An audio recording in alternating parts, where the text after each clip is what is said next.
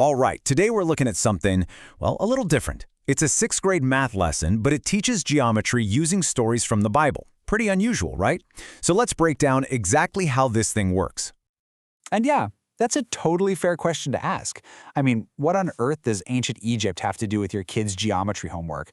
They seem like they're from different planets.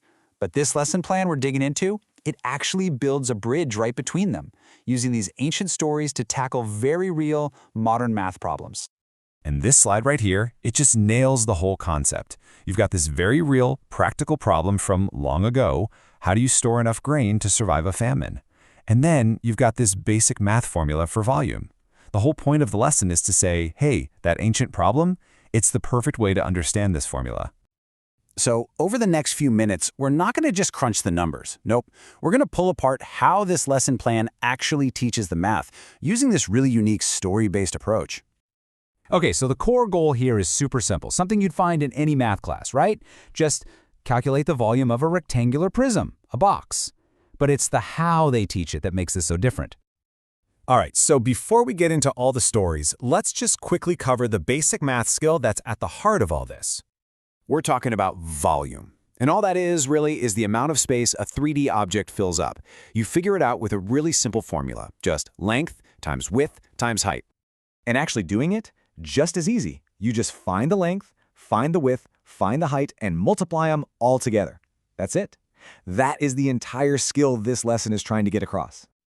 Okay, but this is where things get really creative. The lesson takes that simple little formula and applies it using this super specific set of stories. First up, we have the story of Joseph in Egypt. You know the one. He has to figure out how to store enough grain to get through a massive 7-year famine. So the lesson gives students a hypothetical storage box for Joseph. They get the dimensions, they plug them in, length times width times height, and boom, 120 cubic meters. The math itself is easy, but the real key here is that it's not just numbers on a page. It's grounded in this story about planning and survival. Then the lesson moves on to another really famous story. This time we're with Noah, and he's got to figure out how much space he needs for animal feed on the ark.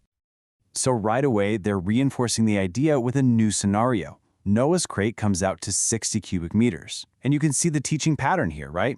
It's the same formula, but a totally different story. That repetition is smart. It's not just boring practice. It's about helping you master the concept by seeing it in different situations.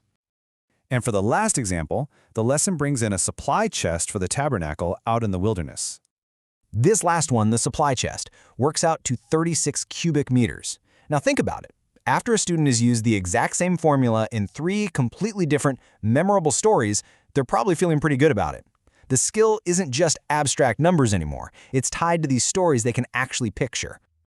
Okay, so after working through all those examples together, the lesson shifts gears. It's time for the homework assignment, which is all about seeing if the students can actually use this knowledge themselves. And what's so cool about the homework is that it's not just, solve these 10 problems. It goes way beyond that. Students have to come up with their own story problem, they have to work backward to find a missing height, and they even have to do unit conversions. This really pushes them from just repeating a formula to actually thinking flexibly and creatively about the whole idea. So all of this brings us to the biggest question, maybe the most important part of this whole thing. Why? Why teach math this way in the first place? What's the real point? And here's the big idea. The lesson makes it really clear that math isn't just a bunch of boring rules. It's a tool for planning wisely. Think about it. The stories of Joseph and Noah weren't picked out of a hat. They were chosen specifically because they're stories about looking ahead, about being prepared, about taking care of things. And this is the verse that really pulls it all into focus. Teach us to number our days that we may gain a heart of wisdom. The lesson uses this to draw a direct line from the act of numbering, calculating, to the idea of becoming wise. Suddenly, math isn't just math anymore. It becomes a way of thinking about the world. Which leaves us with a really interesting question to chew on, doesn't it? This lesson is such a powerful example of how context can totally change a subject. It takes an abstract skill like geometry and wraps it up in a story that gives it meaning. So it makes you wonder, how does the story we tell about any subject change how we learn it and how we remember it?